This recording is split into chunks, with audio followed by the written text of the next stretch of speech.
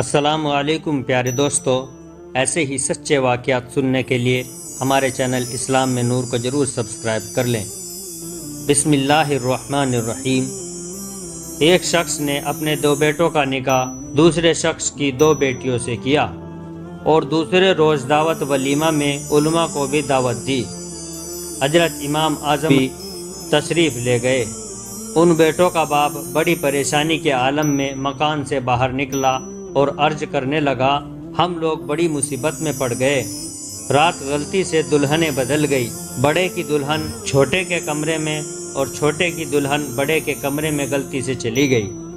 صبح ہوئی تو اس غلطی کا پتہ چلا، آپ لوگ ہی بتائیں کہ اب کیا کریں؟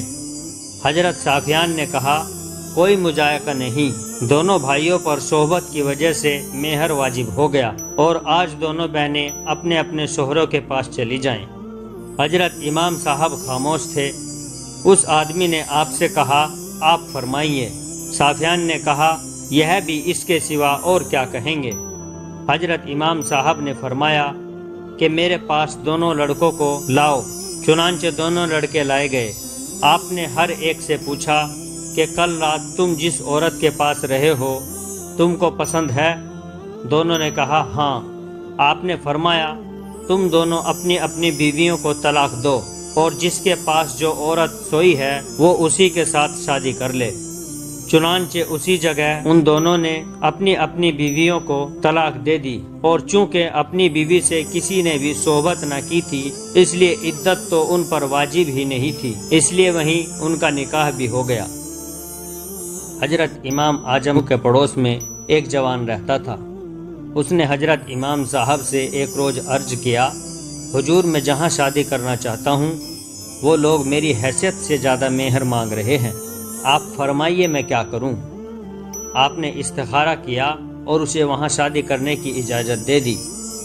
چنانچہ اس شخص نے شادی کر لی۔ اس کے بعد لڑکی والوں نے پورا مہر ادا کیے بغیر لڑکی رخصت کرنے سے انکار کر دیا۔ امام صاحب نے فرمایا، تم کسی سے قرض حاصل کرو اور مہر ادا کرو۔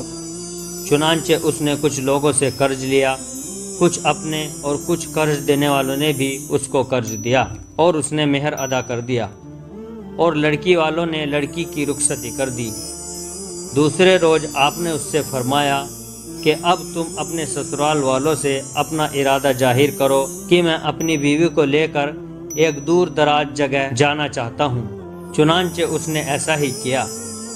اس کے سسرال والوں نے یہ سنا تو بہت پریشان ہوئے اور حضرت امام صاحب کے پاس حاضر ہوئے اور اس شخص کی شکایت کی اور اس کے بارے میں فتویٰ چاہا۔ آپ نے فرمایا کہ شوہر کو اختیار ہے کہ جہاں چاہے اپنی بیوی کو لے جائے۔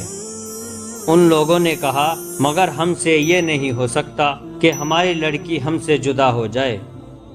آپ نے فرمایا، تو تم نے جو کچھ اس سے لیا ہے وہ اسے واپس کر کے اس کو راضی کر لو۔ لڑکی کے گھر والے اس پر راضی ہو گئے۔ آپ نے اپنے پڑوسی جوان کو بلایا اور فرمایا کہ یہ لوگ اس بات پر راضی ہیں کہ جو انہوں نے مہر تم سے لیا ہے تم کو واپس کر دیں اور تم اپنے باہر جانے کے ارادے کو چھوڑ دو۔ وہ شخص اس موقع سے ناجائز فائدہ اٹھانے کی کوشش کرنے لگا اور بولا، میں تو اس سے زیادہ قیمت لوں گا۔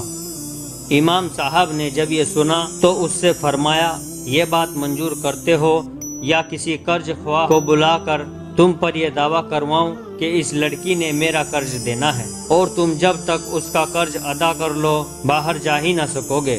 یہ منظور کرتے ہو؟ اس نے عرض کیا، خدا کے واسطے حضور اس بات کا ذکر بھی نہ فرمائیں، ورنہ وہ لوگ سن لیں گے تو مجھے کچھ بھی پیسہ نہ دیں گے اور شرمندگی الگ اٹھانی پڑے گی۔ پیارے دوستو، ویڈیو اگر اچھی لگی ہو تو ویڈیو کو لائک اور ہمارے چینل کو ضرور سبسکرائب کر لیں، اور جاتے جاتے اپنا ایک پیارا سا کمنٹ ضرور کر دیں۔ السلام علیکم ورحمۃ اللہ وبرکاتہ۔